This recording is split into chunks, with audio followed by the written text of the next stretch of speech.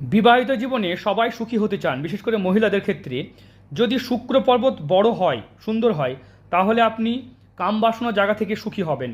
মানে আপনার হাজব্যান্ড ওয়াইফের সম্পর্কে কামবাসনা জায়গাতে কোনো ত্রুটি থাকবে না। যদি বৃহস্পতি বড় হয়, সুন্দর হয়, তাহলে ধর্মনিষ্ঠা বা পরিবারে অন্যান্য সুখ, মানে যেগুলো অন্যান্য ভৌতিক যে সুখগুলো থাকে, সেটা থেকেও কিন্তু বঞ্চিত হবেন না।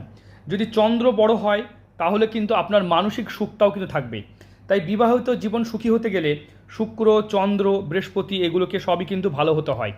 হ্যাঁ, আর একটা জিনিস দেখতে হয়, আয়ুরেখাতে যেন কোনো এরকম চিহ্ন না থাকে, এরকম একাধিক চিহ্ন থাকে না। এগুলো কিন্তু বাধা, বিপত্তি, অ্যাক্সিডেন্ট বা দেখা ঝগড়া ঝামেলা অশান্তিকে নির্দেশ করে। হাতে কিছু শুভ চিহ্ন, যেমন মানে বৈবাহিক জীবনে সুখ দেখতে পাচ্ছেন, হৃদয় রেখা এবং এই যে মস্তিষ্ক রেখার মাঝে ট্রায়াঙ্গেল বা স্কোয়ার সাইন বা এরকমভাবে চিহ্ন যে থাকে, সেগুলো কিন্তু দাম্পত্য জীবনকে প্রচুর সুখী করে তোলে। বিশেষ করে এই চিহ্নটা থাকে অনেকের হাত, দেখবেন এই চিহ্নটাকে স্পিরিচুয়াল চিহ্ন বলা হয়। এখানে দেখতে পাচ্ছেন এরকম চিহ্ন থাকলেও এরা কিন্তু দাম্পত্য জীবনে প্রচুর সুখ পেয়ে থাকে।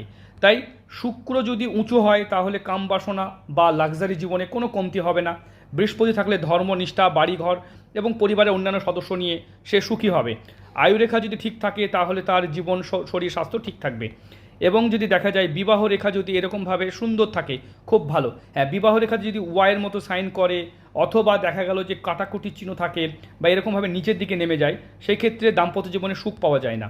অথবা দেখা যায় এখান থেকে এই রেখাটা, হৃদয় রেখাটা এইরকমভাবে নেমে যাচ্ছে, বা এখান থেকে রেখা এইভাবে চলে যাচ্ছে, শাপিত যোগ তৈরি করছে। তাই বিনা দোষে ঝামেলায় জড়াতে হয়, বিনা কারণে অশান্তিতে পড়তে হয়। তো এরকম চিহ্ন থাকলে বিশেষ সতর্ক হবেন। দেখুন, প্রত্যেকটা হাত আলাদা, প্রত্যেকটা হাতের বিচার আলাদা। যারা নিজের হাত বিচার বিশ্লেষণ করতে চাইছেন, স্ক্রিনে যে নাম্বার দেখতে পাচ্ছেন, এই নাম্বারে যোগাযোগ করবেন। তবে বৃদ্ধা আঙুলটি যদি কারোর মজবুত হয়, সেই ক্ষেত্রে তাদের কর্মজীবনে বিরাট নাম যশ পেয়ে থাকে।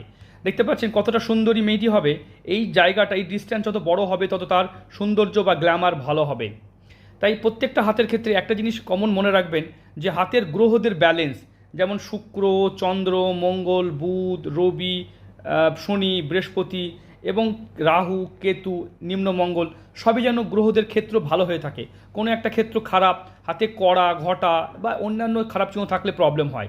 আর হাতের কালারটা দেখতে পাচ্ছেন উজ্জ্বল কালার, এবং এটা একটা ধনী হাতের চিহ্ন, বুঝতে পারছেন? দেখে মনে হচ্ছে সোনাদানা দেখবেন না, কারণ হাতটা দেখেই মনে হচ্ছে এটা একটা মানে রিচ পরিবার বিলং করে। কারণ হাতে কর্কশ হওয়া, হাতে ওজন কমে যাওয়া, এটাও কিন্তু দুর্ভাগ্যকে নির্দেশ করে। তাই হাতের এই যে মঙ্গল থেকে একাধিক রেখা এরকম ক্রস থাকলে কোর্ট কাচারি ঝামেলা বা অনেক খারাপ জিনিসকে নির্দেশ করে।